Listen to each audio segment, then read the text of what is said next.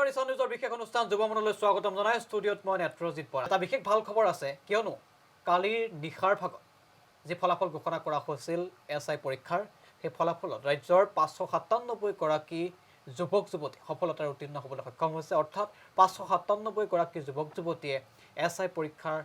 উত্তীৰ্ণ হৈছে আৰু এগৰাকী আৰক্ষী বিষয়াৰ ৰূপে নিজক প্ৰতিষ্ঠা কৰিবৰ বাবে যিসকলে সপোন ৰচনা কৰিছিল তাৰ পৰা 597 গৰাকী এতিয়া সফল হৈছে আৰু পৰৱৰ্তী সময়ত নিশ্চিতভাৱে তেওঁলোক হ'ব একোজন আৰক্ষী বিষয়া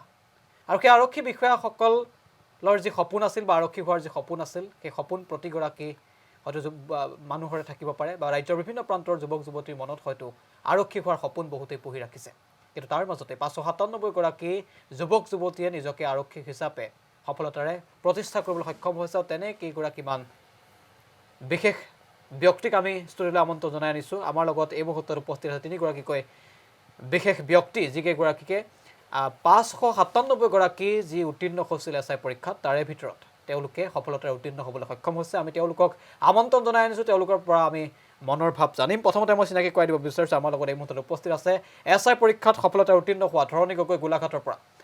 আমি ধৰণী গগৈ আপোনাক স্বাগতম জনাইছোঁ আমাৰ লগত আছে বিশাল বানিক নগাঁৱৰ পৰা আমি বিশাল বানিক আপোনাক স্বাগতম জনাইছোঁ আমাৰ লগত আছে সন্তোষ দেৱ বৰ্মন গুৱাহাটী আমি আপোনাক স্বাগতম জনাইছোঁ তিনিগৰাকীয়ে সফলতাৰে এছআই পৰীক্ষাত উত্তীৰ্ণ হ'বলৈ সক্ষম হৈছে প্ৰিয় দৰ্শকসকল যিসকলে ইছান নিউজৰ এই অনুষ্ঠান চাই আছে তেওঁলোকে নিশ্চয় অনুভৱ কৰিব পাৰিছে যে আমি তেওঁলোকক কিয় আমন্ত্ৰণ জনাই দিছোঁ হাজাৰ হাজাৰ যুৱক যুৱতীয়ে পৰীক্ষাত অৱতীৰ্ণ হৈছিল আৰু তাৰ ভিতৰত মাত্ৰ 597 গৰাকী উত্তীৰ্ণ হ'বলৈ সক্ষম হৈছে তাৰ ভিতৰত এওঁলোক তিনিজন অন্যতম ৰাজ্যৰ বিভিন্ন প্ৰান্তৰ যুৱক যুৱতীয়ে বহু সময়ত হয়তো আৰক্ষী হোৱাৰ সপোন দেখি আহিছে তেওঁলোকৰ হয়তো মনত বহু প্ৰশ্ন থাকে তেওঁলোকৰ মনত যে আৰক্ষী হ'বলৈ বা আৰক্ষী বিষয়া হিচাপে নিজক প্ৰতিষ্ঠা কৰিবলৈ কেনেদৰে কষ্ট কৰিব লাগে প্ৰস্তুতি কৰিব লাগে বা প্ৰস্তুতি চলাব লাগে অনুশীলন কৰিব লাগে আৰু সেইসমূহ উত্তৰ বিচাৰিয়ে আমি আজি আৰম্ভ কৰিছোঁ ইছান নিউজৰ বিশেষ অনুষ্ঠান যুৱমন আৰু এই যুৱমনত আমি কথা পাতিম যে এগৰাকী আৰক্ষী বিষয়াৰ হ'বলৈ হ'লে বা আৰক্ষী বিষয়াৰ যি পৰীক্ষা সেই পৰীক্ষাত উত্তীৰ্ণ হ'বলৈ হ'লে নিজকে কেনেদৰে প্ৰস্তুত কৰিব পাৰি মই প্ৰথমতে ধৰণী গগৈ আপোনাৰ কাষলৈ আহিছোঁ প্ৰথমতে আপোনাক অভিনন্দন জ্ঞাপন কৰিছোঁ হাজাৰ হাজাৰ যুৱক যুৱতীৰ ভিতৰত আপুনি সফলতা এছআই পৰীক্ষাত উত্তীৰ্ণ হৈছে এই মুহূৰ্তত যদি মই সোধোঁ আপোনাৰ মনৰ অনুভৱ কেনে সৰ্বপ্ৰথমে আপোনাক ধন্যবাদ জ্ঞাপন কৰিছোঁ মনৰ অনুভৱ বুলি ক'লে যথেষ্ট ভালেই লাগিছে সৰুৰ পৰা এটা আশা লৈ আছিলোঁ যে এছআই মানে এটা পুলিচ এজন বিষয়া হোৱাৰ অ'কে চ' সেইকাৰণে আপোনাৰ ধৰক এতিয়া সেই সফলতাত অৰ্জন কৰিছোঁ চ' যথেষ্ট মনৰ পৰা ভাল লাগিছে সৰুৰ পৰা যিহেতু দেখা সপোন যিটো পূৰণ হয় চ' জানে আপোনালোকে যে সেইটো যদি আপোনাৰ পূৰণ হয় কি ধৰণে ভাল লাগে অ'কে চ' সেইকাৰণে আপুনি আৰক্ষী হ'ম বুলি ভাবিছিলে এইটোতো আপোনাৰ লক্ষ্য আছে আৰক্ষী মানে আপোনাৰ ধৰক মোৰ পুলিচৰ যি মানে পোচাক সেই পোচাকযোৰৰ প্ৰতি এটা বিশেষ মানে দুৰ্বলতা আছে চ' সেইকাৰণে মানে মই সৰুৰ পৰাই মন আছিল যে সেই পোচাকযোৰ এদিন মই পৰিধান কৰিম চ' সেইকাৰণে আপোনাৰ আজি যথেষ্ট ভাল লাগিছে যে সেই পোচাকযোৰৰ প্ৰতি এটা মানে সফলতা অৰ্জনৰ দিশে মানে আগবাঢ়িছোঁ বিশাল বানিক আপোনাৰ কাষলৈ আহিব বিচাৰিছে এই মুহূৰ্তত তেওঁ আপোনাৰ জীৱনৰ যিহেতু লক্ষ্য বা তেওঁ ইতিমধ্যে উল্লেখ কৰিছে তেওঁৰ জীৱনৰ লক্ষ্য এগৰাকী আৰক্ষী হোৱা অৰ্থাৎ বহুতৰ সপোন থাকে আৰু সেই সপোন যেতিয়া বাস্তৱত ৰূপায়িত হয় সকলো সুখী হোৱা পৰিলক্ষিত হয় নিশ্চিতভাৱে আপোনাৰ জীৱনত কিবা সপোন আছিল আৰক্ষী হোৱাটো সপোন আছিলে নাই আমি নাজানো কিন্তু প্ৰথমতে আপোনাক ধন্যবাদ জনাইছোঁ অনুষ্ঠানলৈ অহাৰ বাবে আৰু আপোনাক অভিনন্দন জ্ঞাপন কৰিছোঁ আৰু মই আপোনাৰ পৰা সেই একেই প্ৰশ্ন যে অনুভৱ কেনে এই মুহূৰ্তত কেনে অনুভৱ হৈছে যিহেতু আপুনি হাজাৰ হাজাৰ যুৱক যুৱতীৰ ভিতৰত সফলতাৰে উত্তীৰ্ণ হ'বলৈ সক্ষম হৈছে এছআই নমস্কাৰ মোৰ মানে যেতিয়া ৰিজাল্টটো ওলাইছে যোৱাকালি ৰাতি আই ৱাজ ভেৰি হেপ্পী মানে এটা ড্ৰিম যেন পূৰা হৈছে মোৰ চ' যেতিয়া ৰিজাল্ট ওলাইছে তো মই পেৰেণ্টছক ফোন কৰিছোঁ পেৰেণ্টছ দে ৱাৰ ভেৰি হেপ্পী তো মানে তাৰপিছত মই ফ্ৰেণ্ডছক কৈছোঁ এনেকৈ কথাবোৰ আৰক্ষী হোৱা পুলিচৰ যেনেকৈ মোৰ ফেল' ফ্ৰেণ্ডে কৈছে এইমাত্ৰ পুলিচ হোৱাৰ মোৰো এটা ড্ৰিম সৰুৰ পৰাই মানে ইউনিফৰ্মখন দেখিলে এটা বেলেগ এটা এট্ৰেক্টিভনেছ টাইপ হৈ যায় আৰু ইউনিফৰ্মখন দেখিলে যেনেকৈ আপোনাৰ আমাৰ বৰ্তমান ইণ্ডিয়ান আৰ্মি এইবোৰ ইউনিফৰ্মৰ কথাই বেলেগ চ' সেইকাৰণে মই সৰুৰ পৰাই মই চাই আহিছোঁ বিকজ মোৰ ফাদাৰ পুলিচত হয় মই সৰুৰ পৰা চাই আহিছোঁ এইখিনি মানে আপুনি ঘৰখনত এটা পুলিচৰ পৰিৱেশ পাইছে হয় ঘৰৰ পৰাই মই পুলিচৰ পৰিৱেশ পাইছোঁ চ' সৰুৰ পৰা মই চাই আহিছোঁ এইবোৰ চ' ভাল লাগিছে ট্ৰেইনিং যেতিয়া মানে আপোনাৰ সপোন আছিলে আৰক্ষী হোৱাৰ ইয়েছ 100% আৰক্ষী হোৱাৰ মোৰ সপোন আছিলে যেতিয়া এজন মানুহ আপোনাক সুধিব বিচাৰিছোঁ এজন মানুহৰ যেতিয়া এটা সপোন থাকে সৰুৰ পৰা যেতিয়া সপোন দেখা হয় যে আৰক্ষী হ'ম বা আৰক্ষীৰ যিটো পোচাক সেই পোচাকৰ প্ৰতি যেতিয়া সন্মান থাকে বা পোচাকযোৰৰ প্ৰতি এটা ভাল লগা থাকে বা ভাল পোৱা থাকে তাৰপিছত যেতিয়া আপুনি SI পৰীক্ষাত উত্তীৰ্ণ হৈছে সফলতাৰে উত্তীৰ্ণ হৈছে ইয়াৰ পিছত হয়তো আপুনি এজন সফল আৰক্ষী বিষয়া হ'ব বা আৰক্ষী বিষয়া হিচাপে আপুনি নিযুক্তি লাভ কৰিব এটা কথাটো হৈছে আপুনি সেই পোচাকযোৰ লাভ কৰিব যিটো পোচাক আপুনি ভাল পায় এই মুহূৰ্তত আপোনাৰ অনুভৱ কেনেধৰণৰ আমি পুনৰ সেই প্ৰশ্নটো এইটো কাৰণে আপোনাক ক'ব বিচাৰিছোঁ যিহেতু আপুনি উল্লেখ কৰিছে যে আপোনাৰ এটা সপোন আছিল আৰু সপোন বাস্তৱত যেতিয়া ৰূপায়িত হয় মানুহৰ অনুভৱ কেনেকুৱা হয় আপুনি বুজি পাব গতিকে যদি অকণমান বহলাই কয় অনুভৱ মানে যেতিয়া মই যোৱাকালি কথাটো শুনিছোঁ যে মই ফাইনেলি মোৰ নামটো মেৰিট লিষ্ট ওলাইছে তেতিয়া for a while I was very stunned মানে মই বিশ্বাস কৰা নাই যে মই ক্লিয়াৰ কৰিছোঁ আই ৱাজ ভেৰি ছাৰপ্ৰাইজ মই যিখিনি কষ্ট কৰিছোঁ সেইখিনি কষ্টৰ মই ফল পাইছোঁ এণ্ড মই বুলি নহয় আই ফিল যোনে 597 আপুনি ভাবিছিলেনে যে বা মই উত্তীৰ্ণ হ'ম বা চিলেক্ট হ'ম SIত য়েছ ভাবিছিলোঁ এটা ফেলা আছিল কাৰণ মই যিখিনি কষ্ট কৰিছোঁ সেইখিনি হিচাপে মোৰ লাগিছিলে যে য়েছ মই ফাইনেল মেৰিট লিষ্টত মোৰ নামটো আহি যাব এণ্ড সেইটো হিচাপে মই য়েছ এটা কনফিডেণ্ট টাইপ আছিল মোৰ যে য়েছ মই চাগে পাই যাম আৰু তো যেতিয়া ৰিজাল্টটো মই পাইছোঁ তেতিয়া বহুত হেপ্পী হৈছোঁ এণ্ড মই ক'বলৈ বিচাৰিছোঁ আমাৰ অনাৰেবল CM এণ্ড আমাৰ ভাস্কৰ মহন্ত ছাৰ যে গোটেই প্ৰচেছটো মানে ট্ৰান্সপেৰেণ্টলি লৈ গৈছে কাৰণ আমি প্ৰথমৰ পৰা যেতিয়া ৰিটেন এক্সামিনেশ্যন দিছোঁ তো ৰিটেন এক্সামিনেশ্যনৰ মাৰ্কছ অলৰেডি আউট কৰিছিল তাৰপিছত আপোনাৰ ফিজিকেল দিলোঁ সেইটো গোটেই ভালকৈ চলাইছে তাৰপিছত আপোনাৰ এই কম্পিউটাৰ পৰীক্ষা দিছোঁ তো সেইটোৰ মাৰ্কছ আমি গম পাইছোঁ তো এভৰি ষ্টেপত মাৰ্কছকেইটা কৈ আহিছে যেনে মই ইমান পাইছোঁ মই গম পাইছোঁ মোৰ মাৰ্কছখিনি চ' ইয়াতকৈ ভাল পৰীক্ষা বা ইয়াতকৈ আৰু ট্ৰান্সপেৰেঞ্চি মই আৰু বেলেগ এক্সামত মই দিয়াও নাই আৰু মই শুনাও নাই বাট মই যিখিনি মোৰ অনুভৱ এইটো পূৰা ভালকৈ ট্ৰান্সপেৰেণ্ট হিচাপে হৈছে মোৰ ভাল লাগিছে ঠিক আছে মই সন্তোষ দেৱবৰ্মন আপোনাক অভিনন্দন এই মুহূৰ্তত জনাইছোঁ মই আপোনাক সুধিব বিচাৰিছোঁ যে আপোনাৰ সপোন আৰক্ষী বিষয়া হোৱাৰ আছিল নেকি বা আৰক্ষী বিষয়াই হওক বা আৰক্ষী হোৱাৰ সপোন আছিল নেকি পোনপ্ৰথমে মই ঈশান নিউজ চেনেলক আমাক মাতি অনাৰ বাবে আমি নথৈ আনন্দিত হৈছোঁ আৰু ধন্যবাদ জনালোঁ আৰু লগতে আৰু আমাৰ যি DGP ছাৰ তেওঁৰ লগতে মুখ্যমন্ত্ৰী মহোদয় আৰু আমাৰ অসম পুলিচ লগতে আমাৰ SLPRB বৰ্ডক আমি ধন্যবাদ জনাইছোঁ মানে এই যিটো মানে আপোনাৰ এক্সাম প্ৰচেছটো গ'ল মানে সেইটো বহুত ট্ৰান্সপেৰেণ্ট হৈছে আৰু মই আপুনি যেনেকৈ ক'লে আপোনাৰ দেখিছে চাগে আপোনাৰ অসম পুলিচৰ এটা লগো এটা আছে যাতে লিখা থাকে আপোনাৰ জনহিত জনসেৱাৰ তো সেইটোৰ প্ৰতি মই মানে এটা আৱেগ এটা জড়িত হৈ থাকে মানুহৰ তো মোৰো সেনেকুৱা ধৰণৰ কিবা এটা আৱেগ এটা জড়িত হৈ আছে খাকী পোচাক মানে দেখিলে এটা আকৰ্ষণ মানে আগৰ পৰাই যিহেতু আছিলে আৰু মই এনে ইঞ্জিনিয়াৰিং কৰা ল'ৰা হয় মই ইঞ্জিনিয়াৰিং পাছ কৰি উঠি মই সেই পুলিচৰ প্ৰতি মানে এটা আকৰ্ষণ থকাৰ বাবে মই সেই পুলিচৰ আপোনাৰ ৰিটেনৰ পৰা আদি কৰি ফিজিকেলৰ পৰা আদি কৰি গোটেইখিনি মানে কৰি আজি এই যে এইখিনি সময়ত মানে এইখিনি পৰ্যায়ত আহি পাইছোঁ সেইকাৰণে মই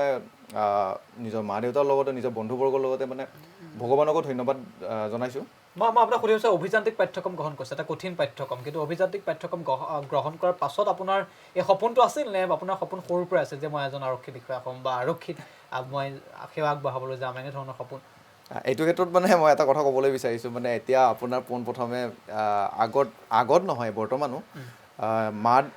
পিতৃ মাতৃৰ এটা সপোন থাকে আমাৰ ল'ৰা ছোৱালী ডক্তৰ বা ইঞ্জিনিয়াৰ হ'ব পুলিচৰ কথাটো বাৰু সেইটো পিছতে আহে তো সেনেকৈ মই চাবলৈ গ'লে মানে সেনেকৈ মই গ'লোঁ মানে মা দেউতাৰ এটা ইচ্ছা আছিল তেওঁলোকে অভিযান্ত্ৰিক মানে ইঞ্জিনিয়াৰিং কৰাব মানে তো মই ইঞ্জিনিয়াৰিং কৰিলোঁ ইঞ্জিনিয়াৰিং কৰি মোৰ পাৰ্চনেল মোৰ যিটো পেশ্যন আছিলে মোৰ সেইটো আছিলে আপোনাৰ জনকল্যাণমূলক কাম কৰিব পাৰোঁ যাতে আপোনাৰ পুলিচত মানে যোগদান দিব পাৰোঁ বা সেনেকুৱা ধৰণৰ আৰক্ষী বাহিনী সেইটো এটা মই আপোনাক সুধিব বিচাৰিছোঁ এই মুহূৰ্তত যে এটা আমাৰ সৰুৰ পৰা আমিও যেতিয়া পাই আহিছোঁ আমিও যেতিয়া মানে হাই ছেকেণ্ডেৰী পাছ কৰিছিলোঁ বা মেট্ৰিক পাছ কৰিছিলোঁ তাৰপিছত আমাক এটা ঘৰৰ পৰা এটা কথা কোৱা হয় বা গাঁৱত এতিয়াও প্ৰচলিত হৈছে ডক্টৰ ইঞ্জিনিয়াৰ তাৰ বাহিৰে বেলেগ কথা যেন গম নাপায় কিন্তু সেইটো আপোনাৰ ক্ষেত্ৰতো জীৱনত হৈছে কিন্তু আপুনি ভাবেনে এই মুহূৰ্তত যে আজিৰ দিনত আজিৰ যি সমাজ ব্যৱস্থা এই সমাজ ব্যৱস্থাত ডক্টৰ ইঞ্জিনিয়াৰ কেৱল চাকৰি বেলেগ চাকৰি বা অকল কেৱল ডক্টৰ ইঞ্জিনিয়াৰ হ'ম এনেধৰণৰ সপোন ৰখাটো কিমান দূৰ গ্ৰহণযোগ্য বুলি ভাবে এতিয়া ক'বলৈ গ'লে মই যিখিনি দেখিছোঁ আপোনাৰ মানে ডক্টৰ ইঞ্জিনিয়াৰৰ সংখ্যা ইমানেই বাঢ়ি গৈছে মানে আপোনাৰ এতিয়া বৰ্তমান চাকৰি নোপোৱা হৈছে ইঞ্জিনিয়াৰ ইমান বাঢ়ি গৈছে মানে আপোনাৰ চাকৰি নোহোৱা হৈছে তো মেইনলি আপুনি চাব গ'লে সকলো চাকৰিকে আপুনি সমানে প্ৰাধান্য দিবই লাগিব কাৰণ কোনোবা এটা চাকৰি যদি কোনোবাই প্ৰাধান্য নিদিয়ে সেই চাকৰিটো কৰিব কোনে মানুহৰ অভাৱ লাগিব আৰু আজিকালি যিটো দেখা পোৱা গৈছে নিবনুৱা সমস্যা যিহেতু বাঢ়ি গৈছে আজিকালি সেইদিনাখনে এটা খবৰ পাইছিলোঁ আপোনাৰ PhD কৰা মাষ্টাৰ্ছ ডিগ্ৰী কৰা সকলোবোৰ আহি কিনে গোটেই 4th গ্ৰেডৰ চাকৰিলৈ মানে গৈছে তো সেনেকুৱা ধৰণৰ কথা মানে সকলো চাকৰিকে প্ৰাধান্য দিয়া উচিত হয় মই ভাবিছোঁ যে আপুনি যদি কিবা কাৰণত অভিযান্ত্ৰিক পাঠ্যক্ৰম গ্ৰহণ কৰি যদি এজন অভিযন্তা হ'লহেঁতেন আপুনি ইমান সুখী নহ'লহেঁতেন চাগে যিমান সুখী আপুনি আজিৰ দিনটোত হৈছে মই কোৱাটো ভুল হোৱা নাই চাগে নাই ঠিকে আছে আপুনি কোৱা কথাখিনিও ঠিকে আছে কিন্তু মই এতিয়া চাবলৈ গ'লে অসম না আপুনি মই সেইটোৱে সুধিব যাওঁ এজন অভিযন্তা হ'লে আপুনি যিমান সুখী হ'লহেঁতেন আৰক্ষী হিচাপে আজি আপুনি উত্তীৰ্ণ হৈ আপুনি চাগে বেছি সুখী আজিৰ দিনটোত কাৰণ আপোনাৰ সপোন আছিল মোৰ আজিৰ দিনটোত মানে মই আৰক্ষী বিষয়া হিচাপে মানে নিজকে মানে এটা ধৰি লৈছোঁ মানে পাইছোঁ যিহেতু মানে তো মানে এতিয়া বৰ্তমান মই বহুত সুখী হয় আৰু মই যিহেতু ইঞ্জিনিয়াৰিং কৰিছিলোঁ সেই ইঞ্জিনিয়াৰিঙৰ কিছুমান জ্ঞানবোৰ যিহেতু চাইবাৰ ক্ৰাইমবোৰো বাঢ়ি আহিছে আৰক্ষী বাহিনীত তো মই ভাবিছোঁ সেইবোৰত মানে যিহেতু IT ত কৰা মই ইঞ্জিনিয়াৰিং তো মই ভাবিছোঁ সেইবোৰ জ্ঞান যাতে তাতে লগাব পাৰোঁ নে নোৱাৰোঁ তো সেনেকুৱা ধৰণৰ ঠিক আছে আমিও আশা কৰিছোঁ আৰু আমিও নিশ্চিতভাৱে আশা কৰিছোঁ আপোনালোকৰ মাজৰ পৰা এজন সফল আৰক্ষী বিষয়া হওক আৰু যিজন আৰক্ষী বিষয়াক লৈ আমিও কেতিয়াবা ভৱিষ্যত জীৱনত গৌৰৱ কৰিব পাৰোঁ প্ৰিয় দৰ্শক আমি এই তিনিওজন ব্যক্তিক কিয় আমন্ত্ৰণ জনাইছোঁ নিশ্চয় অনুভৱ কৰিব পাৰিছে কাৰণ বহুতৰ মনত সপোন থাকে তেওঁলোকৰ যিধৰণে সপোন আছিল যে সৰুৰ পৰা এজন আৰক্ষী বিষয়া হ'ম বহুতে আৰক্ষীৰ যি পোছাকক সন্মান জনায় বা পোছাকযোৰৰ প্ৰতি এটা ভালপোৱা থাকে ঠিক একেদৰে তেওঁলোকৰো আছিল আৰু মই সেইসকল যুৱক যুৱতী যিসকলে আজি অনুষ্ঠান চাই আছে তেওঁলোকৰ বাবে মই এওঁলোকক আমন্ত্ৰণ জনাইছোঁ নিশ্চিতভাৱে যিসকলৰ সপোন আছে অসমৰ বিভিন্ন প্ৰান্তত তেওঁলোকে বুজি উঠিব পাৰিব যে এজন আৰক্ষী বিষয়া হ'বলৈ বা আৰক্ষী পৰীক্ষাত উত্তীৰ্ণ হ'বলৈ কি কৰিব লাগে বা কেনেধৰণৰ অনুশীলন কৰিব লাগে ইত্যাদি বিষয় এওঁলোকে জনাব আৰু তেওঁলোকৰ বাবে বা যিসকলে ভাবি আছে বা সপোন দেখিছে তেওঁলোকৰ বাবে কোনোবাখিনিত হয়তো উপকাৰ সাধন কৰা হ'ব বুলি আমি অনুভৱ কৰিছোঁ আৰু নিশ্চিতভাৱে এওঁলোক আমাৰ সকলোৰে বাবে সাহস আৰু প্ৰেৰণাৰ উৎস মই প্ৰথমতে পুনৰ আপোনাৰ কাষলৈ আহিব বিচাৰিছোঁ যে মই এইটো সুধিব বিচাৰিছোঁ এতিয়া যিখিনি প্ৰশ্ন সাধাৰণতে সকলোৰে মনত থাকে যে SI পৰীক্ষাত যদি উত্তীৰ্ণ হ'বলৈ হয় প্ৰস্তুতি কেনেদৰে চলাব লাগে প্ৰস্তুতি বুলিলে আপোনাৰ পোনপ্ৰথমে আমি যেতিয়া SLPR মানে আমাৰ দিছে আপোনাৰ ভেকেঞ্চিৰ কাৰণে যেতিয়া দিলে তেতিয়া আপোনাৰ তাতে অলৰেডি চিলেবাছ এটা দিয়া থাকে তো সেই চিলেবাছৰ মতেদি আমি পোনপ্ৰথমে আমি নিজৰ পঢ়া শুনা আৰম্ভ কৰিছিলোঁ আৰু এবাৰ চাবলৈ গ'লে আপোনাৰ অসম হিষ্ট্ৰীৰ ওপৰত মানে আপোনাৰ অসমৰ ইতিহাস অসমৰ বুৰঞ্জীৰ ওপৰত মানে বেছিখিনি গুৰুত্ব দিয়া হৈছিলে আপোনাৰ প্ৰশ্ন কাকতত সেইটো যিটো ভাল কথা এটা কাৰণ আমাৰ অসমৰ ল'ৰা ছোৱালী সেই কথাটো জানিবও লাগে নৰ্মেলিও জানিব লাগে বা পৰীক্ষাৰ কাৰণে বা কম্পিটিটিভ এক্সামত সেই বস্তুটো আহিছে এটা ভাল বস্তু তো গতিকে অলৰেডি চিলেবাছত বস্তুখিনি দিয়া যায় সেইমতে আপোনাৰ আজিকালি আপোনাৰ নেটৰ ইণ্টাৰনেট সেৱা বা আপোনাৰ কিতাপো বহুতখিনি সুলভ হৈ গৈছে তো ধুনীয়া বহুত ভাল কিতাপ আছে আপোনাৰ বজাৰত গ'লে আপোনাৰ সাধাৰণ জ্ঞান বা কোৱান্টিটিভ এপ্টিটিউড বা মেথমেটিক্সৰ কাৰণে ৰিজনিঙৰ কাৰণে তো সেইবোৰৰ কাৰণে কিতাপবোৰ দিয়া আছে তো সেইবোৰ কিতাপ আনি নিজে পঢ়ি মেলি নিজকে টেষ্ট কৰি চাব লাগে তো সেনেকৈ নিজৰ প্ৰিপেৰেশ্যনখিনি আমিও আগবঢ়াইছিলোঁ ঠিক আছে মই আপোনাৰ কাষলৈ আহিব বিচাৰিছোঁ পুনৰ আপোনাৰ কাষলৈ আহিব বিচাৰিছোঁ মই এটা কথা সুধিব বিচাৰিছোঁ যে SI পৰীক্ষাত যদি উত্তীৰ্ণ হ'বলৈ কষ্ট কিমান কৰিব লাগে বুলি ভাবে আপুনি কিমান কষ্ট কৰিলে SI পৰীক্ষাত সফলতাৰে উত্তীৰ্ণ হ'ব পাৰি বুলি ভাবে কষ্ট বুলি ক'লে আমি যিকোনো আপোনাৰ কষ্টক আমি জুখিব নোৱাৰোঁ হয় চ' মানে আমি যিমান পাৰোঁ নিজৰ ইচ্ছা অনুযায়ী আৰু কষ্ট বুলি ক'লে সদায় মনৰ কষ্ট হয় অ'কে চ' যদি আমি মনেৰে নিজৰ কিবা এটা আমি সপোন বা কিবা এটা যদি আমি বিচাৰোঁ তেন্তে আমি নিজকে অকণমান ক্ষয় কৰাবই লাগিব কিবা পাবলৈ হ'লে কিবা এটা হেৰুৱাবই লাগিব চ' তাৰ কাৰণে যদি অলপ আমি নিজকে দেহাৰে বা হওক অলপ নিজৰ শৰীৰটোক যদি অকণমান আমি আমাৰ প্ৰেক্টিছ কৰাওঁ তেতিয়াহ'লে সেইটো এটা আপোনাৰ ধৰক মানে যিটো কষ্ট হয় সেইটো আমাৰ কোনো মানে ধৰক হেৰিৰ লগত আমি তুলনা কৰিব নোৱাৰোঁ আমি কোনো ধৰণে তুলনা কৰিব নোৱাৰোঁ যিকোনো আপুনি কষ্ট কৰিবলৈ হ'লে আপোনাৰ যিখিনি আমি হেৰি কৰিব বিচাৰোঁ সেইখিনি আপোনাৰ ধৰক কোনো মানে তুলনা কোনো ধৰণৰ এটা সীমা নাই যে ইমানখিনি কষ্ট কৰিলে SI উত্তীৰ্ণ হ'ব পাৰি মই আপোনাকে সুধিব বিচাৰিছোঁ দৌৰ আৰু জাম্প খুবেই গুৰুত্বপূৰ্ণ আৰক্ষী সেৱাত যদি যাবলৈ হয় গতিকে দৌৰ জাম্পৰ বাবে কেনেদৰে অনুশীলন কৰিব লাগে কিবা মানে কেনেদৰে অনুশীলন কৰিলে দৌৰ জাম্পত আপুনি সফল হ'ব পাৰিব এই ক্ষেত্ৰত মই মোৰ নিজৰ অভিজ্ঞতাখিনি মই শ্বেয়াৰ কৰিব বিচাৰোঁ যে মই কি ধৰণে অনুশীলন কৰিছিলোঁ মই বিশেষকৈ জানিছিলোঁ যে মই ক'ত মানে ধৰক মোৰ কোনটোত প্লাছ পইণ্ট আছে মই জানো যে মোৰ দৌৰত ইমান প্লাছ পইণ্ট নাছিল কিন্তু মোৰ জাম্পত এটা প্লাছ পইণ্ট আছে চ' মই সেইকাৰণে দৌৰত মই এটা এইম ৰাখিছিলোঁ যে মই যেনেধৰণে হওক আপোনাৰ কোৱালিফাই কৰিম আৰু যিটো আপোনাৰ ধৰক মাৰ্কছৰ মোৰ আপোনাৰ ধৰক মানে মাইনাছ হ'ব যিটো আপোনাৰ ধৰক দৌৰত মই প্লাছ কৰিব নোৱাৰিম সেইটো মই জাম্পত আপোনাৰ কোৱালিফাই কৰিম চ' সেইকাৰণে মই জাম্পটো কৰিছিলোঁ লগতে মানে দৌৰত মই আপোনাৰ এটা কোৱালিফাইং ৰাখি থৈছিলোঁ য'ত মানে আপোনাৰ ধৰক মই যেনেধৰণৰ হ'লেও কোৱালিফাই কৰিব পাৰোঁ মানে 7 মিনিটৰ ভিতৰত এটলিষ্ট সোমাব পাৰোঁ আৰু আপোনাৰ ধৰক বাকীখিনি মই যাতে মোৰ জাম্পত মই নিজকে আগবঢ়াই নিব পাৰোঁ নিশ্চিতভাৱে মই সেইটো প্ৰশ্ন সুধিব বিচাৰিছোঁ কাৰণ দৌৰ জাম্পটো খুবেই গুৰুত্বপূৰ্ণ সকলোৰে বাবে গুৰুত্বপূৰ্ণ হিচাপে বিবেচিত হয় মই আপোনাৰ কাষলৈ পুনৰ আহিব বিচাৰিছোঁ যে মই আপোনাক যদি সুধোঁ এই মুহূৰ্তত কি কিতাপ পঢ়িলে SI লিখিত পৰীক্ষাত বা আৰক্ষী সেৱাৰ বাবে লিখিত পৰীক্ষা উত্তীৰ্ণ হ'ব পাৰি বুলি ভাবে কি কিতাপ পঢ়িব লাগে এনেধৰণৰ কিবা কিতাপ আছে নেকি কিতাপটো মাৰ্কেটত বহুত এভেইলেবল আছে কিন্তু প্ৰথমে মই মোৰ এক্সপিৰিয়েঞ্চটো কৈছোঁ মই যিখিনি কিতাপ পঢ়িছোঁ নিউ আছাম একাডেমিক চেণ্টাৰ নেকৰ কিতাপ এটা আছে অনলি স্পেচিয়েলাইজ আপোনাৰ পুলিচৰ কাৰণে যেতিয়া ওলাইছিল প্ৰথমে মই 2018ত এপ্লাই কৰা মোৰ ফাৰ্ষ্ট কিতাপ মই সেইটোৰ পৰাই পঢ়িছিলোঁ এণ্ড আৰু বহুত এভেইলেবল কিতাপ আছে আৰু কোনখন বেছি গ্ৰহণযোগ্য বুলি ভাবে আপুনি মানে কোনখন পঢ়িলে বেছি লাভৱান হ'ব বুলি ভাবে লাভৱান হ'লে মই যদি কওঁ আজিকালিতো আপোনাৰ ইউটিউব চেনেলৰ কিটা বহুত আছে চ'ৰ্চ ইউটিউব চেনেলৰ পৰা আপুনি মানে শিকিব পাৰে ছাপ'জ মেথমেটিক্স এণ্ড ৰিজনিংটো মাষ্ট আমাৰ পৰীক্ষাত তো ৰিজনিঙৰ কাৰণে ইউটিউবত আমাৰ তেনেকৈ ৱাইফাই ষ্টাডি এইবোৰ বহুতকেইটা চেনেল আছে আপোনাৰ তো তাৰ পৰা আপুনি লাভ কৰিব পাৰিব জ্ঞান লাভ কৰিব পাৰিব আৰু পঢ়িবলৈ গ'লে আপোনাৰ এনেই Indian history Indian geography fellow' ফ্ৰেণ্ডে যিটো কৈছে আপোনাৰ অসম বুৰঞ্জীৰ ওপৰত এইবাৰ যেনেকৈ পৰীক্ষাটোত স্পেচিয়েলি আছাম হিষ্ট্ৰীত বেছি প্ৰেফাৰেঞ্চ দিয়া হৈছে তো সেইটো হিচাপে আপোনাৰ আছাম ইয়াৰ বুক পঢ়িলে হৈ যায় আৰু এটা কথা থাকে যে বহু আৰ্টছৰ অৰ্থাৎ কলা শাখাৰ ছাত্ৰ ছাত্ৰীয়ে পৰীক্ষাৰ বাবে অৱতীৰ্ণ হ'ব বিচাৰে কিন্তু বহুতে মেথছটো থাকে মেথছৰ কাৰণে বহুতে হয়তো ভাবে যে মেথছ নোৱাৰিম বা তেনেধৰণৰ তেওঁলোকৰ কাৰণে এটা প্ৰত্যাহ্বান হৈ যায় মেথছ যিসকলে মেথছ নোৱাৰে তেওঁলোকৰ বাবে তেওঁলোকে কোনখিনি বিষয়ত বেছি গুৰুত্ব দিয়া ভাল ৰিজনিঙত গুৰুত্ব দিয়া ভাল নে আপোনাৰ জিকেত গুৰুত্ব দিয়া ভাল মানে কোনখিনিত বেছি গুৰুত্ব দিয়া ভাল গুৰুত্ব দিয়াটো অভাৰঅল যিসকলে মেথছত অলপ অসুবিধা পায় মেথছত যিসকলে অসুবিধা পায় আমাৰ যেনেকৈ আপোনাৰ জিকে ছেকশ্যন বা কাৰেণ্ট এফেয়াৰ্ছ ছেকশ্যন এইবোৰত যদি মেথছত কোনোবা যদি অসুবিধা পায় যেন নোৱাৰি বুলি এনেকৈ তো ৰিজনিং এটা অপশ্যন আছে ৰিজনিং ভালকৈ শিকিব পাৰে এণ্ড আপোনাৰ জিকে ছেকশ্যনটো ভালকৈ চাবলৈ তেনেহ'লে অলপ পাই যায় কাৰণ আমাৰ এইবাৰ যিটো পৰীক্ষা গৈছে পেটাৰ্ণটো হৈছে এনেকৈ আপোনাৰ জিকে 70% 10% ৱাজ আপোনাৰ ইংলিছ 10% ৰিজনিং এণ্ড 10% মেথমেটিক্স গতিকে আপোনাৰ জিকে বেছিকৈ আহিছে চ' সেই হিচাপে জিকেটো প্ৰেফাৰেঞ্চটো বেছি দিয়ে আৰু পুলিচত চ' মোৰ যিটো এক্সপিৰিয়েঞ্চ মই সেইটো হিচাপে কৈছোঁ মানে জিকেটো পঢ়িলে ভাল ফৰ দ্য নেক্সট ৰিক্ৰুটমেণ্ট যেতিয়া হয় ঠিক আছে মই আপোনাৰ কাষলৈ পুনৰ আহিব বিচাৰিম মই পূৰ্বতে আপোনাৰ লগত যেতিয়া কথা পাতিছিলোঁ আপুনি মোক কৈছিলে যে আপুনি দৌৰৰ অনুশীলন কৰিছিল জাম্পৰ অনুশীলন কৰিছিল বা আপুনি কিমান দিন দৌৰিবলৈ আৰম্ভ কৰিছিল ঘৰত থাকোঁতে বা কিমান জঁপিয়াবলৈ আপুনি আৰম্ভ কৰিছিল বা কিমান সময় আপুনি নিজৰ শাৰীৰিক অনুশীলনৰ বাবে খৰচ কৰিছিল প্ৰায় মানে আপোনাৰ এই ভেকেঞ্চিটো ওলাইছিলে আপোনাৰ 2018ত ওলাইছিলে হয় 18ৰ পৰা আমি যেতিয়া ওলাইছিলে তেতিয়া মানে এটা আপোনাৰ চাকৰিটো ল'ম বুলি এটা আশা এটা আছিলে তো সেই বুলি আমি দৌৰা ষ্টাৰ্ট কৰি দিছিলোঁ বাট মানে মাজতে কিবা কাৰণত হোৱা নাছিলে পাতা নাছিলে আমি আকৌ মাজতে অনুশীলন বন্ধ কৰি দিছিলোঁ তো বন্ধ কৰি দিয়াৰ পিছত আকৌ যেতিয়া ৰিটেনখিনি ক্লিয়াৰ হৈ গ'ল আমি তাৰপিছত গম পালোঁ কি বা আমাৰ মুখ্যমন্ত্ৰী মহোদয়ে যিখিনি কথা ক'লে মানে অতি শীঘ্ৰেই বাকীখিনি প্ৰচেছ আগবাঢ়ি যাব তো সেইকাৰণে আমি মানে গোটেই আপোনাৰ ধৰি লওক প্ৰায় আমাৰ 2 মাহৰ পৰা 3 মাহ পৰ্যন্ত মানে আমি যিমানখিনি পাৰোঁ সিমানখিনি আমি অনুশীলন কৰিছোঁ নিজৰ বেষ্ট দি কিনে মানে ৰাতিপুৱা ভাগত দৌৰিম নে সন্ধিয়াৰ ভাগত পোনপ্ৰথমে ক'ব গ'লে মই মানে এনেকুৱা এজন ল'ৰা আছিলোঁ মানে যি মানে দৌৰিবই পৰা নাছিলোঁ মানে সময়টো আপোনাৰ এৰি দিয়ক মানে দৌৰিব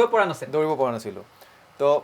মই জাম্পৰ কথাটো নাহোৱে তো দৌৰিব পৰা নাছিলোঁ সময় মানে আপোনাৰ লাগে 7 মিনিট 30 ছেকেণ্ড কিমান দৌৰাৰ সীমাটো কিমান দৌৰা আপোনাৰ 1600 মিটাৰ দিছিলে 7 মিনিট 30 ছেকেণ্ড 7 মিনিট 30 ছেকেণ্ডৰ 7 মিনিট মানে 30 ছেকেণ্ড তো আপোনাৰ কি হ'ল সেইখিনি সময়ত মানে মই সোমাব পৰা নাছিলোঁ আপোনাৰ লাগিলে কেতিয়াবা 8 মিনিট লাগি যায় কেতিয়াবা আপোনাৰ 744 750 লাগি গৈছিলে গতিকে মানে সেনেকৈ আপোনাৰ যেতিয়া বহুত চাগে স্পীড দৌৰিবলগীয়া হয় অলপ মানে আপোনাৰ তাততো আপোনাৰ যেতিয়া কেইজন মানুহক একেলগে দৌৰিবলৈ দিয়া হয় গতিকে সেইটো আপুনি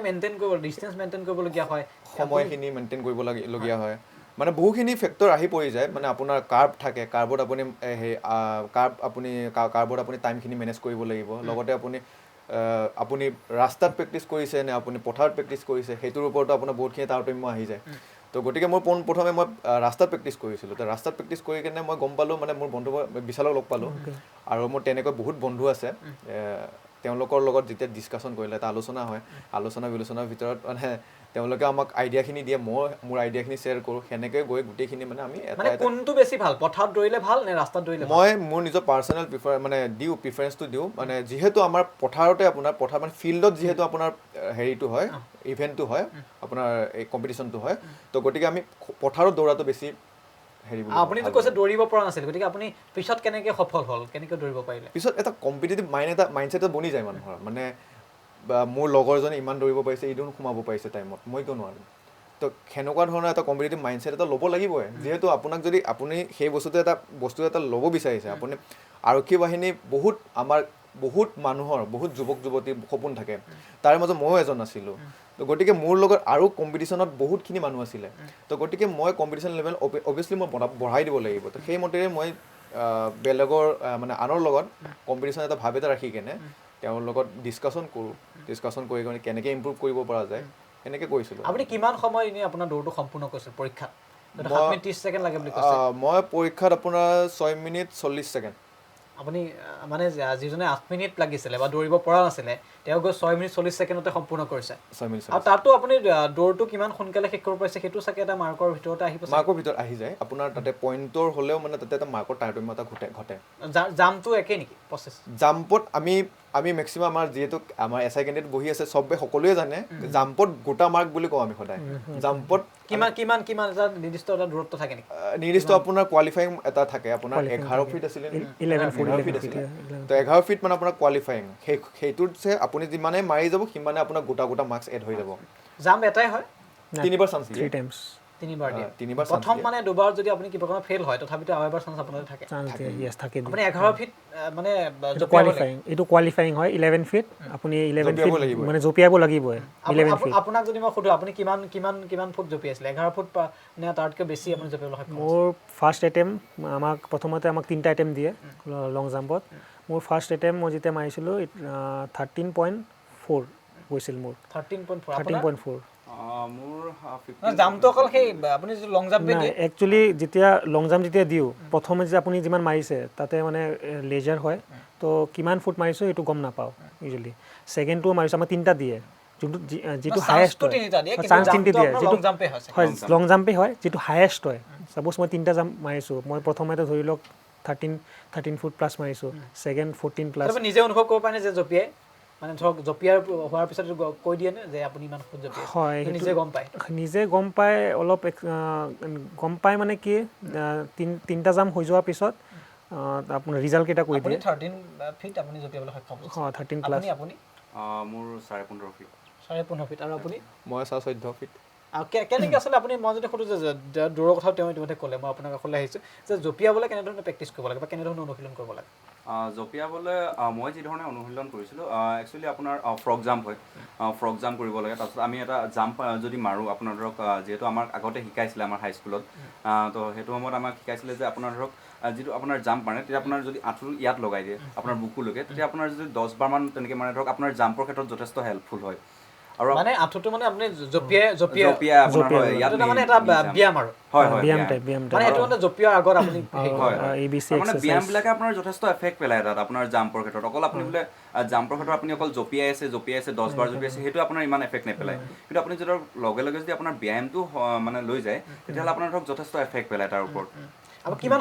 সময় আপুনি জঁপিয়াবলৈ প্ৰেক্টিছ কৰিছিল মানে যেতিয়া আপুনি পৰীক্ষাত অৱতীৰ্ণ হোৱাৰ আগত পৰীক্ষালৈ অৱতীৰ্ণ হোৱাৰ আগত ক'বলৈ গ'লে মই বেছি সময় পোৱা নাছিলোঁ মই 1 ঘণ্টা 1.5 ঘণ্টা তেনেধৰণে আপোনাৰ ধৰক য'ত আপোনাৰ দৌৰৰ পৰা আৰম্ভ কৰি আপোনাৰ মই ফিল্ডলৈকে যোৱাৰলৈকে তেনেধৰণে আপোনাৰ ধৰক তাৰ ভিতৰতে মই সমাপ্ত কৰিব লগা হৈছিল কাৰণ মই তেতিয়া আপোনাৰ ধৰক এটা প্ৰাইভেট ছেক্টৰত মই জবো কৰি আছিলোঁ চ' বৰ বিশেষ সময়ো পোৱা নাছিলোঁ চ' সেইকাৰণে আপোনাৰ ধৰক তেনেধৰণে মই মিলাব লগা হৈছিল আৰু ঠিক আছে আমি ইতিমধ্যে কথা পাতি আছোঁ প্ৰিয় দৰ্শকসকল নিশ্চয় অনুভৱ কৰিব পাৰিছে যে 3গৰাকী এছ আই উত্তীৰ্ণ আমাৰ লগত আছে সফলতাৰে এছ আই পৰীক্ষাত উত্তীৰ্ণ হ'বলৈ তেওঁলোক সক্ষম হৈছে তেওঁলোকে কেনেদৰে জঁপিয়াইছিল বা কেনেদৰে দৌৰৰ অনুশীলন কৰিছিল জাম্পৰ বাবে কেনেদৰে অনুশীলন কৰিছিল তেওঁলোকে কি কিতাপ পঢ়িছিল বা তেওঁলোকে কি কৰিছিল কেনেদৰে প্ৰস্তুতি চলাইছিল সবিশেষ আমি তেওঁলোকৰ পৰা জানিবলৈ চেষ্টা কৰিছোঁ এইকাৰণে যে বহু যুৱক যুৱতীৰ মনত আশা থাকে যে এদিন আৰক্ষী হ'ম বা আৰক্ষী বিষয়া হ'ম আৰু এই সপোনসমূহ যদি বাস্তৱত পৰিণত কৰিবলৈ হয় তেতিয়াহ'লে কি কৰিব লাগিব সেইসমূহ বিষয়ৰ বাবেই আমি তেওঁলোকক আমন্ত্ৰণ কৰি আনিছিলোঁ আৰু তেওঁলোকে ইতিমধ্যে বিশ্লেষণ কৰিছে মই পুনৰ আপোনাৰ কাষলৈ আহিব বিচাৰোঁ তাৰ খুবেই যিটো এছ আই অনুশীলন চলোৱা হয় বা যিসকলে অনুশীলন কৰি আহিছে বা যিসকলৰ সপোন আছে আৰক্ষী হ'ম বুলি এটা তেওঁলোকৰ এটা প্ৰশ্ন থাকে যে NCC খুবেই প্ৰয়োজনীয় নেকি এনেধৰণৰ এটা প্ৰশ্ন থাকে কি ক'ব NCC মানে থকাটো খুবেই প্ৰয়োজন হয় নেকি হয় NCC থকাটো মানে এনেকৈ ক'ব নোৱাৰে কি অতি প্ৰয়োজনীয় বুলি সেনেকৈ ক'ব নোৱাৰে কিন্তু NCC আপোনাৰ কিন্তু ছেপাৰেটলি এটা মাৰ্কছ থাকে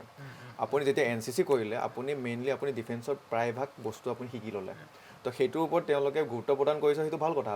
আৰক্ষী বাহিনী মানে আৰক্ষী যিটো SLPRB বৰ্ডে সেইটোৰ ওপৰত গুৰুত্ব প্ৰদান কৰিছে সেইটো ভাল কথা তো NCC কৰিলে কি হয় তেওঁলোকে মানে আল্টিমেটলি যিটো অভাৰঅল মাৰ্কছ হয় তেওঁলোকৰ মানে কিছু মাৰ্কছ তাতে যিসকলে NCC আছে তেওঁলোকে এটা মাৰ্ক বেছিকৈ তেওঁলোকৰ কাৰণে কিছু ক্ষেত্ৰত তেতিয়াহ'লে সুবিধা আছে ঠিক আছে মই আপোনাক এইটো সুধিব বিচাৰিছোঁ যে NCC যদি থাকে কিমান বেছি সহায় কৰিব বুলি ভাবে আপুনি NCC থাকিলে সহায় কৰিব বাট ইমানো সহায় নহয় ছাপ'জ কিছুমানৰ মাৰ্কছ ভাল আই মিন মাৰ্কছ ভাল সিহঁতে ফিজিকেলত ইমান ভাল নহয় অ'কে আৰু কিছুমানৰ মাৰ্কছ কম বাট সিহঁতৰ এক্সট্ৰা চাৰ্টিফিকেট যেনেকৈ আপোনাৰ NCC আছে বা অন্য চাৰ্টিফিকেটবোৰ আছে চ' মাৰ্কছ বঢ়াই দিয়ে NCC ইয়েছ অ'কে আপোনাৰ বাট এনেকৈ নহয় যে NCC থাকিলে আপুনি আপোনাৰ NCC আছিলে নেকি নাই মোৰ নাছিলে আপোনাৰ NCC আছিলে নেকি মোৰ নাই আপোনাৰ নাই নাই মোৰ নাছিল NCC নাই তথাপিতো আপোনালোকে সফলতাৰ উত্তীৰ্ণ যিখিনি NCC থাকে বা যাৰ NCC থাকে কিছু পৰিমাণে সহায় কৰে মই আপোনাৰ কাষলৈ পুনৰ আহিব বিচাৰিছোঁ যে NCC কথাটো ইতিমধ্যে উল্লেখ কৰা হ'ল অন্যান্য ব্যৱহাৰিক কি শিক্ষাৰ প্ৰয়োজন বা অন্যান্য ব্যৱহাৰিক কেনেধৰণৰ শিক্ষা থাকিলে বা কেনেকুৱা ধৰণৰ চাৰ্টিফিকেট থাকিলে অলপ সহায়ক হয় আচ্ছা এইবাৰ আপোনাৰ ধৰক যিবিলাকৰ মাষ্টাৰ ডিগ্ৰী আছিলে চ' তেওঁলোকে আপোনাৰ ধৰক এক্সট্ৰা 6 মাৰ্ক পাইছে আৰু যিবিলাকৰ ধৰক এক্সট্ৰা স্পৰ্টছৰ আছিলে তেওঁলোকৰ মাৰ্কছ পাইছে আপোনাৰ হোমগাৰ্ডৰ কাৰণে তেওঁলোকৰ এক্সট্ৰা মাৰ্কছ দিয়া গৈছে যিটো ক'লে ধৰক NCCৰ কাৰণে NCCৰ ধৰক তাৰ উপৰি তেওঁলোকৰ NCCৰ কাৰণেও মাৰ্কছ দিয়া গৈছে আৰু আপোনাৰ ধৰক কম্পিউটাৰৰ ক্ষেত্ৰত যিবিলাকৰ আপোনাৰ এবছৰীয়া দুবছৰীয়া তেনেধৰণৰ আপোনাৰ আছে সেইবিলাকতো আপোনাৰ ধৰক এক্সট্ৰা মাৰ্ক দিয়া গৈছে চ' সেইবিলাকত ধৰক যথেষ্ট আপোনাৰ হেল্পফুল হয় মানে সেইবিলাকে ধৰক আপোনাৰ এটা মানে গেম চেঞ্জ কৰিব পাৰে গেম চেঞ্জিং মানে মাষ্টাৰ ডিগ্ৰী যিবিলাকত থাকে তেওঁলোকক এটা 6 মাৰ্ক এবাৰ দিয়া হয় 6 মাৰ্ক দিয়া মাষ্টাৰ ডিগ্ৰী 6 মাৰ্কছ এনে BAPSC সেইটো ব্যৱস্থা নাথাকে নেকি থাকে তাত আছিলে আপোনাৰ যিবিলাকে আপোনাৰ ধৰক 60% পাইছিলে চ' তেওঁলোকৰ ধৰক আপোনাৰ 4 মাৰ্কছ পাইছিলে মানে স্নাতক যিবিলাকে হয় স্নাতক পাইছিলে তেওঁলোকৰ আপোনাৰ এক্সট্ৰা 4 মাৰ্ক এটা দিয়া গৈছে মই আপোনাকে পুনৰ সুধিব বিচাৰিছোঁ এটা SI এটা ব্যাপক কেলেংকাৰী হৈছিলে সমগ্ৰ ৰাজ্য জোকাৰি গৈছিল তেতিয়া আপোনালোকে পৰীক্ষাত অৱতীৰ্ণ হৈছিল এটা দুৰ্নীতি হৈছিল এটা অভিযোগ উত্থাপিত হৈছিল আৰু বিভিন্ন সময় ৰাজ্য জোকাৰি গৈছিল এই সমগ্ৰ কেলেংকাৰীটোৱে তেতিয়া আপোনালোকে কি ভাবিছে মনত কেনেধৰণৰ ভাৱ আহিছে সুধিব বিচাৰিছোঁ কাৰণ আপোনাৰ এটা সপোন আছে তাই হয় হয় মনত ভাৱ বুলি ক'লে চাওক যেতিয়া আপোনাৰ ধৰক এটা সপোন থাকে আৰু সেই সপোনটো যদি আপোনাৰ ধৰক কোনোবাই নিজৰ টকাৰ বলত যদি লৈ যায় আৰু আমাৰ যদি সামৰ্থ্য থাকে তেন্তে মনটো অফক'ৰ্ছ বেয়া লাগে যিটো ধৰক আমাৰ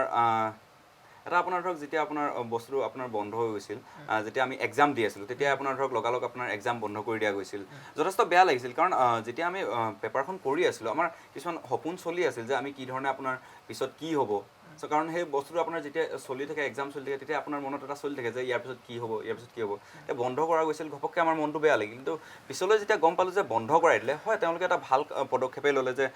এটলিষ্ট মানে যিটো আপোনাৰ দুৰ্নীতি হৈছিল সেই দুৰ্নীতিটো এটলিষ্ট ৰখাব পাৰিলে ঠিক আছে ঠিক মই আপোনাকে সুধিব বিচাৰিছোঁ যে এটা দুৰ্নীতি হৈ গৈছিল সমগ্ৰ ৰাজ্য জোকাৰি গৈছিল তাৰপিছত যিটো প্ৰত্যাহ্বান আহিছিল এটা ডাঙৰ আৰু আপোনালোকে কষ্ট কৰিছে যথেষ্ট ভাবিছিলেনে মই এদিন সফলতাৰে SIত উত্তীৰ্ণ হ'ম বুলি ভাবিছিলেনে কোনোবাখিনি আপুনি নাই পোনপ্ৰথমে যেতিয়া আপোনাৰ এই কেলেংকাৰীটো যেতিয়া লাগিছিলে আমাৰ তেতিয়া অলপ আমি মানে ডাউন পৰি গৈছিলোঁ পোনপ্ৰথমে ভাবিছিলোঁ অসমত গোটেই সেইবোৰে চলি আছে যিহেতু আমি খবৰ পত্ৰত দেখাই পাই থাকোঁ আজি এইটো কেলেংকাৰী কালি সেইটো কেলেংকাৰী তো আমি ডাউন পৰি গৈছিলোঁ কিন্তু এতিয়া মুখ্যমন্ত্ৰী মহোদয়ৰ নিৰ্দেশ যেতিয়া দিলে কি তদন্ত এটা হ'ব লাগে তদন্তত যিখিনি কেণ্ডিডেট ওলালে যিবোৰে মানে পইচা দি কেনে ল'বলৈ বিচাৰিছিলে তেতিয়া মানে এটা আশাৰ কিৰণ হৈছে কিবা এটা ভাল হ'বলৈ গৈ আছে তো গতিকে মানে আমি তেতিয়া ভাবিছিলোঁ কিবা এটা স্বচ্ছ বা নিকা এটা ট্ৰাই কৰিব সিহঁতে তেতিয়া আমি মানে নিজৰ প্ৰস্তুতিবোৰ আৰম্ভ কৰি দিলোঁ তেতিয়া মানে ভাবেনে এবাৰ যিটো ৰিজাল্ট ওলালে বা ফলাফল নিকা হৈছে বা পৰীক্ষা নিকা নাই একদম মই 100% ক'ম 100% নিকা হৈছে একদম মানে ধুনীয়াকৈ পাতিছে মানে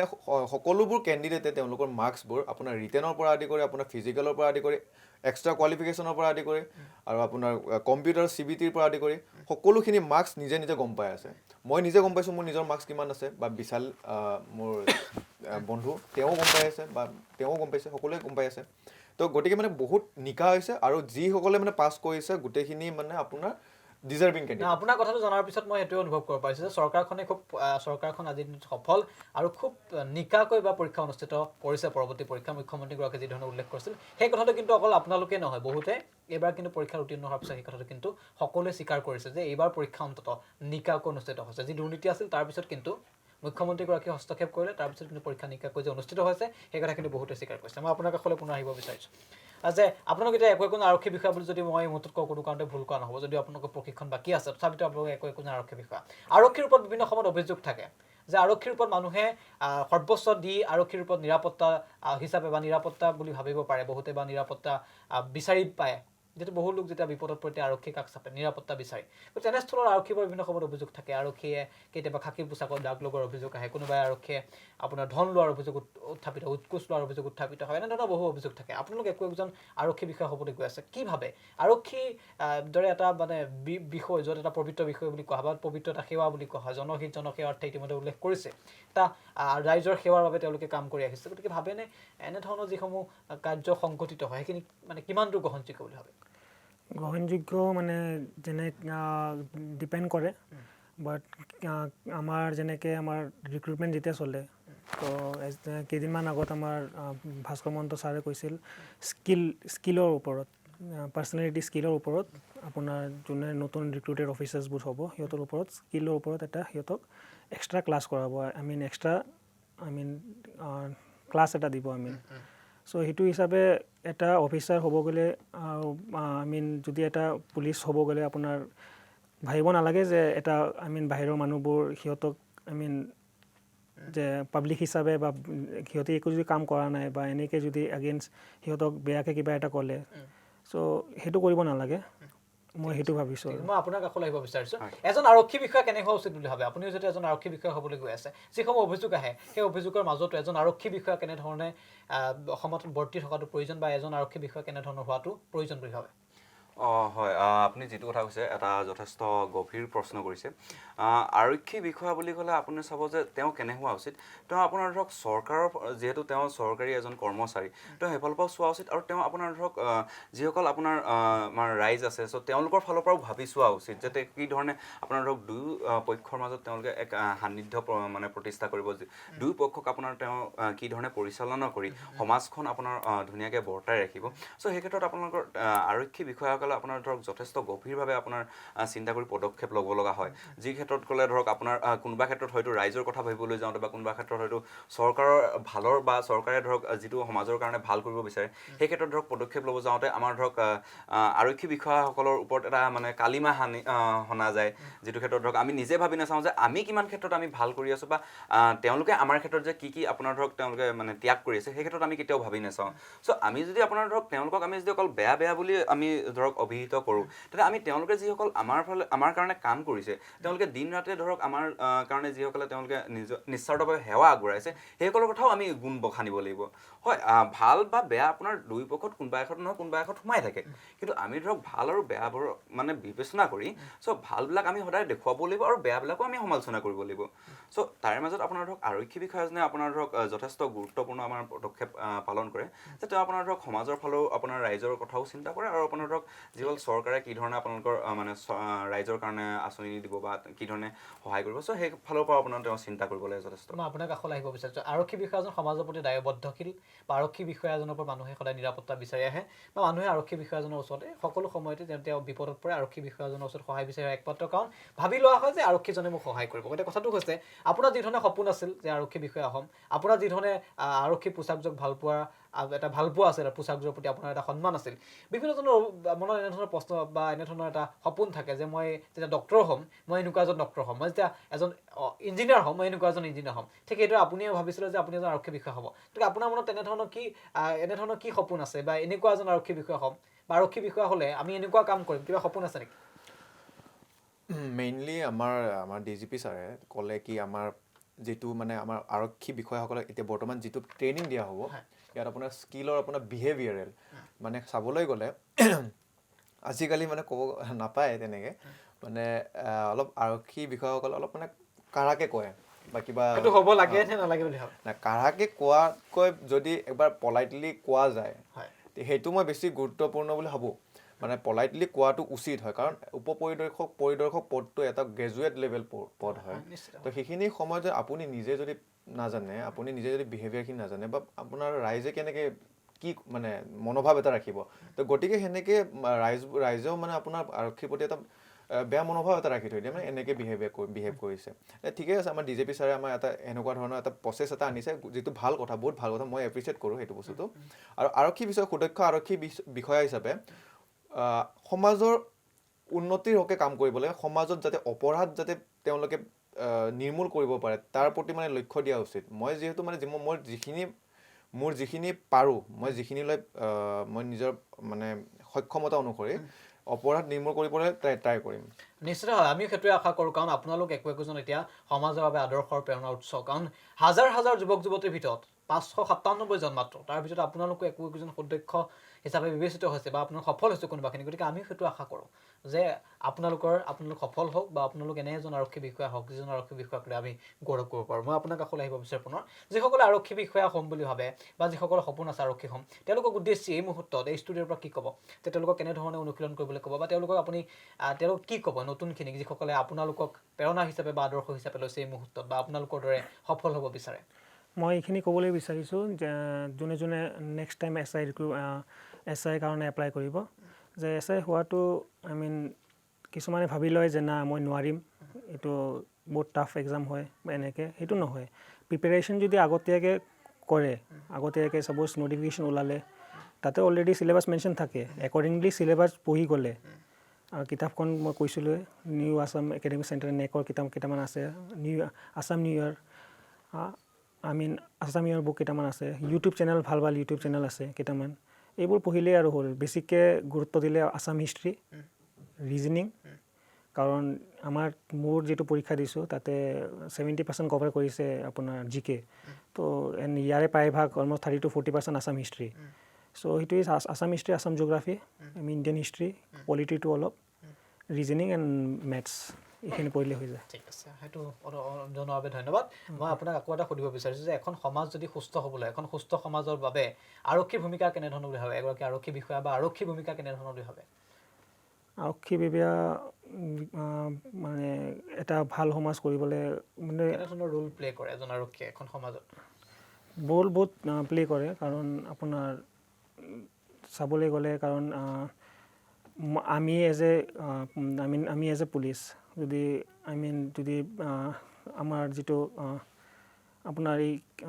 যদি বাহিৰৰ মানুহবোৰৰ যদি ভালকৈ ট্ৰিট নকৰোঁ, যদি সিহঁতক ভাবোঁ যে না এই মাত্ৰ মোৰ ফ্ৰেণ্ডে যে কৈছে সন্তোষে, যদি বেয়াকৈ কিবা এটা কওঁ, তো সিহঁতে অট'মেটিকলি আমাৰ ওপৰত এটা বেয়া ভাৱ আনিব যে না পুলিচ বুলিয়ে এনেকুৱা, এনেই কৈ থাকে যে পুলিচ বোলে পইচা খায়, পুলিচ এনে খায়। চ'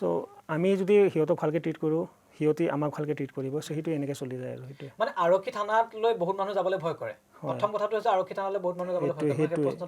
প্ৰশ্নটো মই আপোনাৰ কাষলৈ আহিছোঁ যে আৰক্ষী থানালৈ বহুত মানুহ যাবলৈ ভয় কৰে। এইটো কাৰণে ভয় কৰে যে বহুতে ভাবি লয় যে আৰক্ষী মানে এটা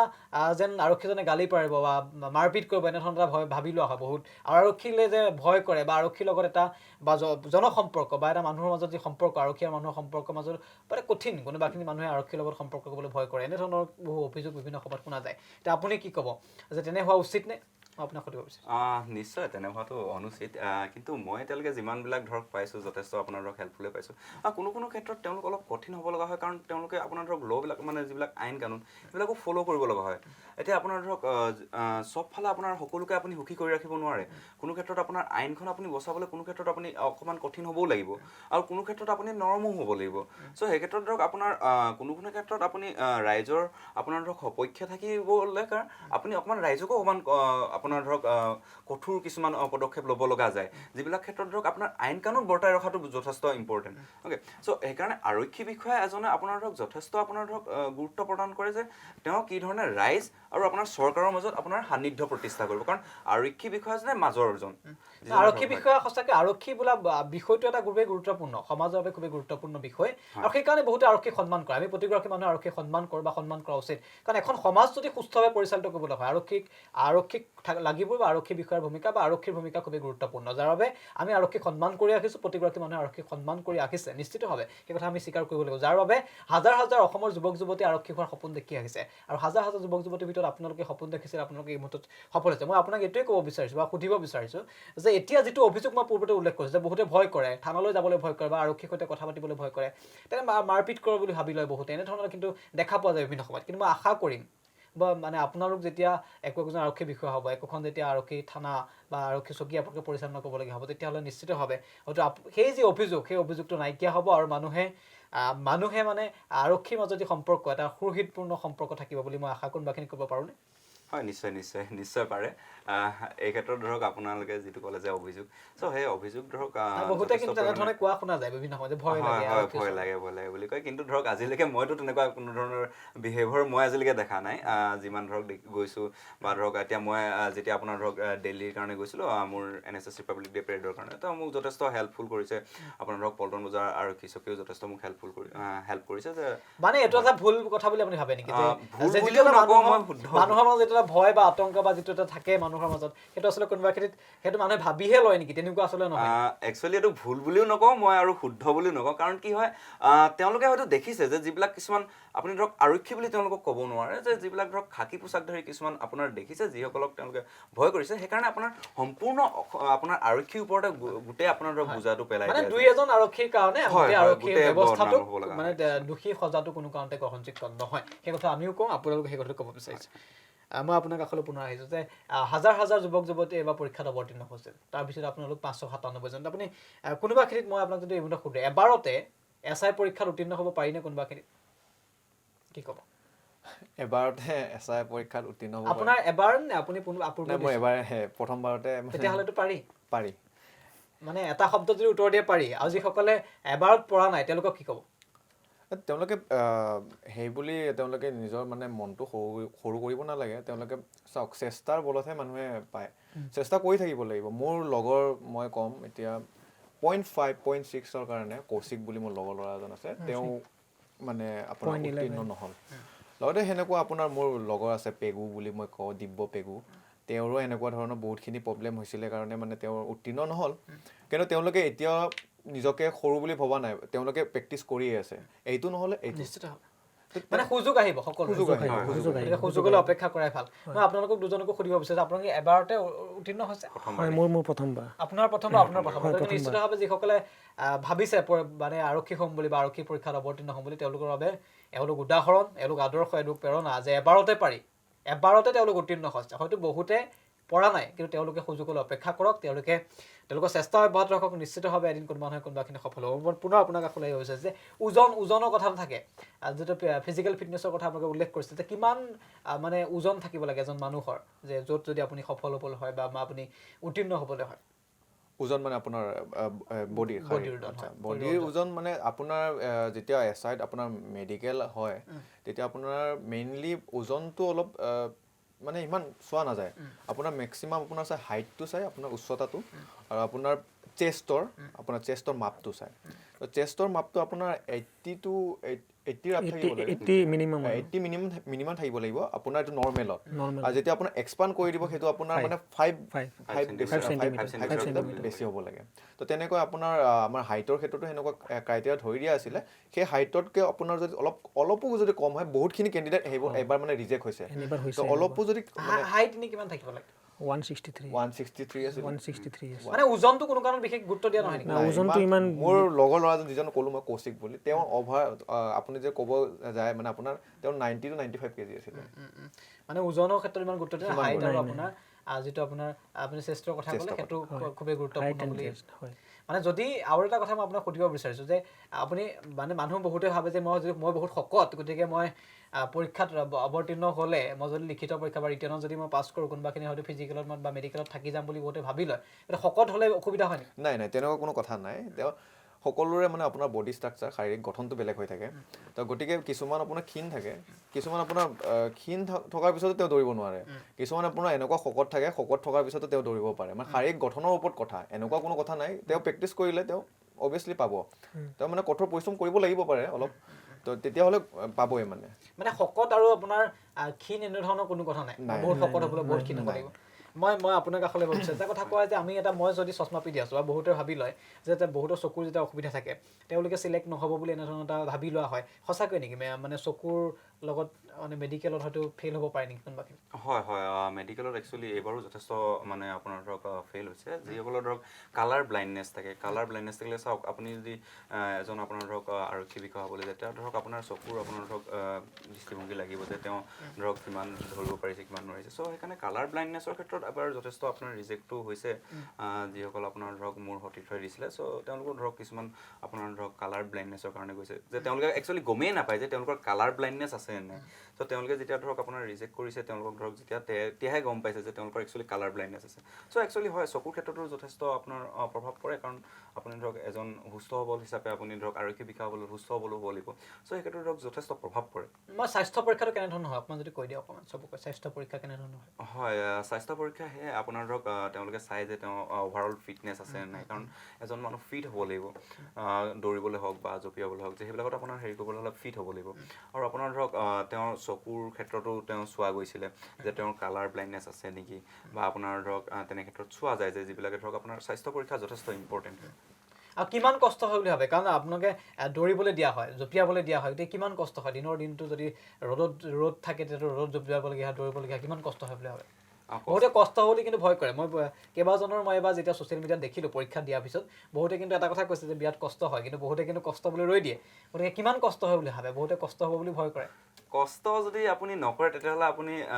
একো সফলতা অৰ্জনেই কৰিব নোৱাৰে কাৰণ যদি আপুনি নিজকে কষ্টই নিদিয়ে তেতিয়াহ'লে আপুনি কেনেধৰণে সফলতা অৰ্জন কৰিব কিবা এটা পাবলৈ কিবা এটা হেৰুৱাবই লাগিব নহয় জানো চ' সেই ক্ষেত্ৰত আপুনি ধৰক নিজকে অকণমান কষ্ট দিয়ক মানে কি আপুনি নিজকে গঢ়িছে আপুনি নিজকে সক্ষম কৰি তুলিছে সেই ক্ষেত্ৰত যে আপুনি সেই যিটো আপোনাৰ ধৰক চাকৰি বা আপোনাৰ ধৰক যিকোনো এটা পদবীৰ কাৰণে আপুনি নিজকে সক্ষম কৰি তুলিব লাগিব চ' এই ক্ষেত্ৰত ধৰক অকণমান কষ্ট আপোনাৰ কৰিব লাগিবই আৰু এই কষ্টটো ধৰক এনেকুৱা নহয় যে আপুনি ধৰক নিজকে একেবাৰে আপুনি নাইকিয়া কৰি দিব এনেকুৱা নহয় আপোনাৰ কষ্টখিনি ভালদৰে কৰক যে আপুনি এটা চিষ্টেমেটিক ৱেইট কৰক তেতিয়াহ'লে আপোনাৰ ইমান এটা আপোনাৰ বহুত বেছি কষ্ট আহি নপৰে কিন্তু হয় যথেষ্ট কষ্ট হয় কাৰণ আপোনাৰ ধৰক দিনৰ মই নিজে আপোনাৰ 1 বজামানত দৌৰিবলৈ পাইছিলোঁ চ' দিনটো নোখোৱাকৈ থাকোঁ কাৰণ খাই যাবলৈও ভয় লাগে কিজানিবা সেইটো সময়ত পেটৰ কিবা অসুবিধা হয় চ' লঘোণে থাকি আপুনি লঘোণে থাকি হয় হয় চ' সেই গৰমত ধৰক আপোনাৰ পিছলৈ মানে আপোনাৰ যেতিয়া দৌৰিছিলোঁ শেষ কৰিছিলোঁ আপোনাৰ ধৰক মোৰ ইয়াত তেজ যেন হাতখিনত তেজ নাই যোৱা তেনেকুৱা অনুভৱ হৈ গৈছিলে যে তথাপি মোৰ এটাই মনত আছিল যে মই মনৰ পৰা ভাবিছিলোঁ যে মই যিহেতু কৰিব লাগিব কাৰণ এইটো মোৰ ওচৰত লাষ্ট চান্স কাৰণ ইয়াৰ পিছত যে আৰু চান্স পাম তাৰ কি গেৰাণ্টি আছে মানে মনৰ দিশতো খুব গুৰুত্বপূৰ্ণ মনৰ জোৰটো চবতকৈ ইম্পৰ্টেণ্ট হয় কাৰণ আপুনি মনৰ জোৰ নহ'লে সেই ক্ষেত্ৰত আপুনি দুপাকমান মাৰি আপুনি বাগৰি যাব যদিও আপুনি 8 পাক 10 পাক আগতেও মাৰিছে কিন্তু তাত দুপাকমান মাৰিও হয়তো বাগৰি যাব পাৰে কিন্তু সেইকাৰণে মনৰ জোৰটো বহুত ইম্পৰ্টেণ্ট এই ক্ষেত্ৰত মই আপোনাক কাষলৈ বুজাইছোঁ মই একেবাৰে শেষ কৰিব লাগিব সময় কমি আহিছে কথাটো হৈছে যে ৰিটেন পৰীক্ষাৰ ক্ষেত্ৰত সময়টো খুব কম থাকে গতিকে বহুতে মানে আপোনাৰ কম সময়ৰ ভিতৰত কেইবাটাও প্ৰশ্ন উত্তৰ দিব লগা যথেষ্ট প্ৰশ্ন থাকে আপোনাৰ গতিকে গোটেই প্ৰশ্নখিনি উত্তৰ দিবলগীয়া হয় বা কৰিবলগীয়া হয় আপুনি টিক মাৰ্ক দিবলগীয়া হয় গতিকে কম সময়ৰ ভিতৰত আপুনি কেনেকৈ মানে কম সময়ৰ ভিতৰত যিটো এটা সময় যিটো কম গতিকে কম সময়ৰ ভিতৰত কেনেকৈ আপুনি সম্পূৰ্ণ প্ৰশ্নখিনি গোটেই প্ৰশ্নখিনি আপুনি কমপ্লিট কৰিব পাৰিব এনেধৰণৰ কিবা ব্যৱস্থা আছে নেকি ব্যৱস্থা প্ৰেক্টিছ কৰিবলগীয়া থাকে প্ৰেক্টিচটো লাগে ফাৰ্ষ্ট অফ অল মই ক'বলৈ বিচাৰিছিলোঁ যে লাষ্ট টাইম যিটো আমাৰ UPSI পৰীক্ষাটো হৈছিল তাতে জেনেৰেলৰ কাট অফ গৈছিল আমাৰ 63 এইবাৰ হ'ল কি এইবাৰ আমাৰ জেনেৰেলৰ কাট অফ গ'ল 44.5 হিচাপে আই মিন 2017 এণ্ড 2021 কাট অফটো বাঢ়িব লাগে বাট কাট অফটো কমিছে এটাই ৰিজন আছিল point negative marking last time 0.25 আছিল এইবাৰ 0.5 চ' বহুতে কি কৰিছে যেতিয়া এক্সাম দিয়াৰ সময়ত কিছুমানে নেগেটিভৰ কাৰণে সিহঁতে মানে টাইম কম দিছে 2 আৱাৰ্ছ তো 2 আৱাৰ্ছৰ ভিতৰত মানে 100 মাৰ্কছৰ হয় পৰীক্ষা তো 2 আৱাৰ্ছৰ যদি আপুনি চিনচিয়াৰলি যদি পূৰা মনোযোগ দি কিনে যদি ভালকৈ নকৰে তেতিয়া অট'মেটিকলি আপুনি মানে ভুল কৰিব আৰু ভুল হ'লে আপোনাৰ এটা ভুল কৰিলে আপোনাৰ নেগেটিভ মাৰ্ক পাবই চ' সেইটো হিচাপে মানে ইয়াৰ প্ৰিপেৰেশ্যনটো আগৰ পৰাই কৰিব লাগে চ' ডেট আপুনি ফুল এটেম্প কৰিব নালাগে যিমানখিনি জানে ইমানখিনি এটেম্প কৰিলে হ'ল চ' ডেট নেগেটিভ নাখায় আপুনি মানে আপুনি কোনো ধৰণৰ প্ৰেক্টিছটোতকৈও গুৰুত্বপূৰ্ণ যে আপুনি মানে জানিব লাগিব অৰ্থাৎ আপুনি মানে পঢ়িব লাগিব পঢ়িব লাগিব মেইন কথা নলেজ থাকিলে আপোনাৰ এনেও নেগেটিভ নহয় আপুনি যদি কথা এটা প্ৰশ্ন আহিছে প্ৰশ্নটো আনচাৰে যদি নাজানে আপুনি যদি এটেম্প কৰিব যায় অথবা নেগেটিভ পাবই ধৰক